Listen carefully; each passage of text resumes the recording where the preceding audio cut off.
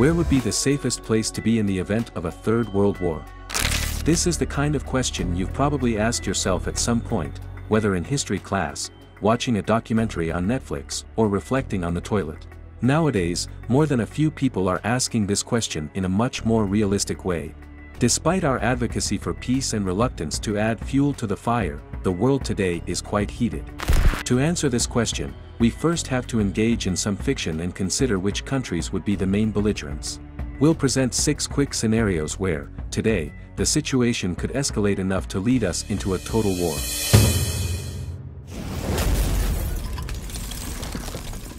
Hello to all the community of Finance for All, welcome to another video. The first scenario is the one we all imagine, the escalating tension in Europe due to the Russia-Ukraine conflict. This could lead NATO and Russia to enter into direct war. The second scenario involves a worsening situation in the Middle East.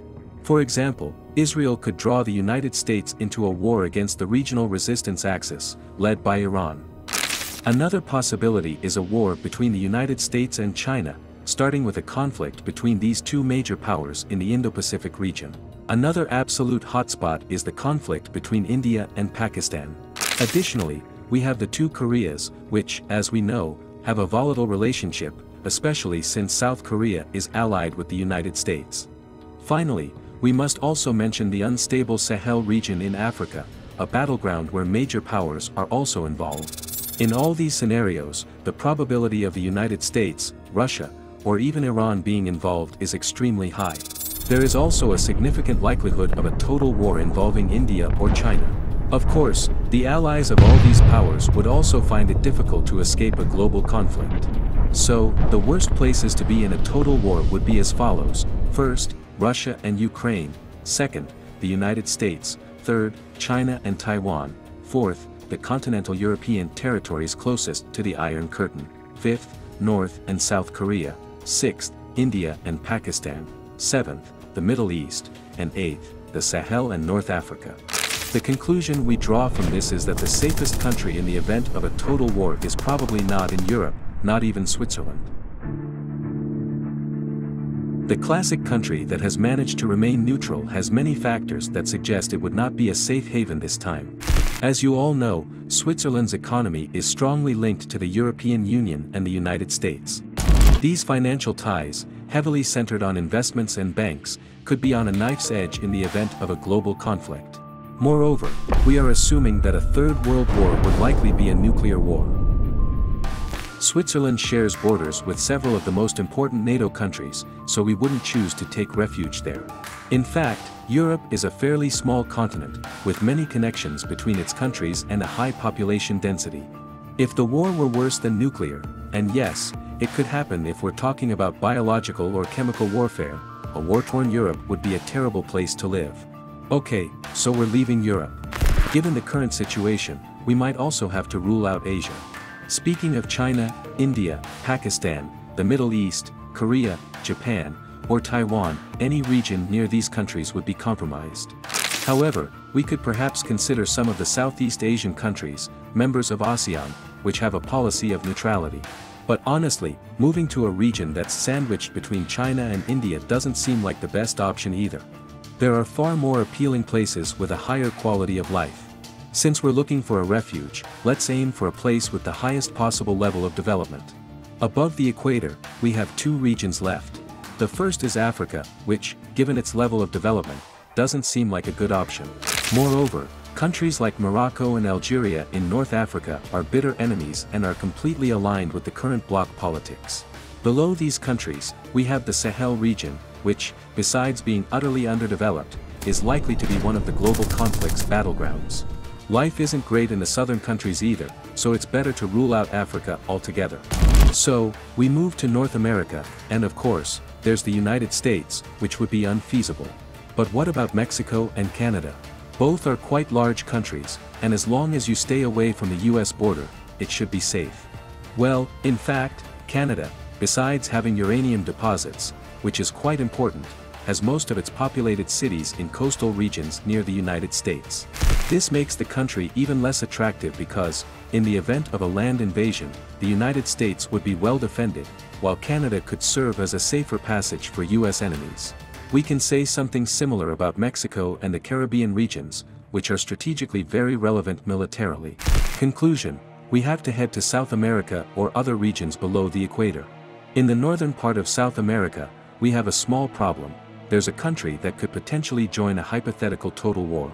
It's not very likely, but it's also not impossible. We're talking about Venezuela, a staunch enemy of the United States.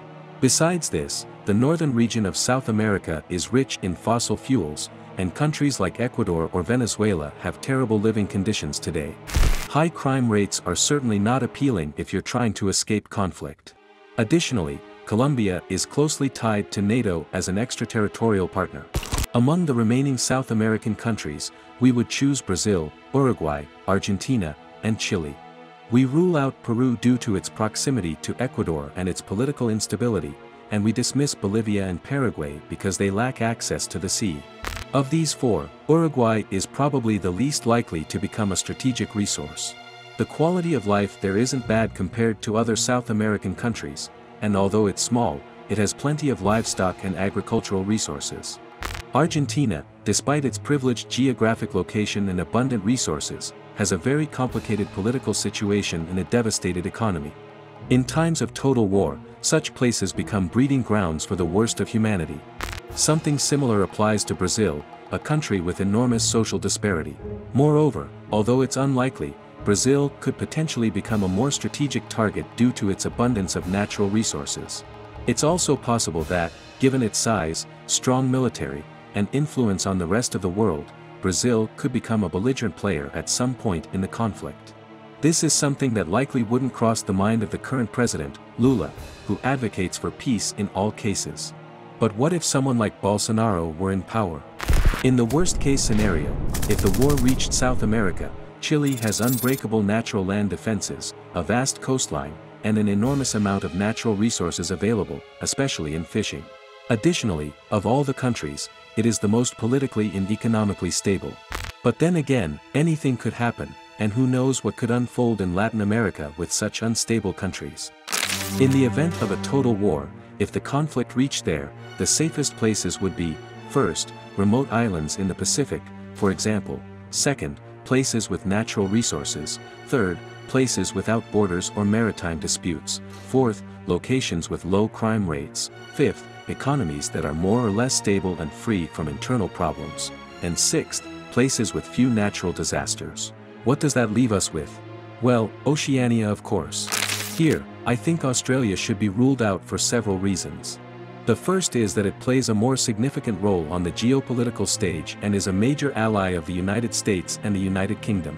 Also, its location isn't as remote as one might think, and its proximity to the Indo-Pacific region, which would be a conflict area due to the large number of military bases there, doesn't help at all.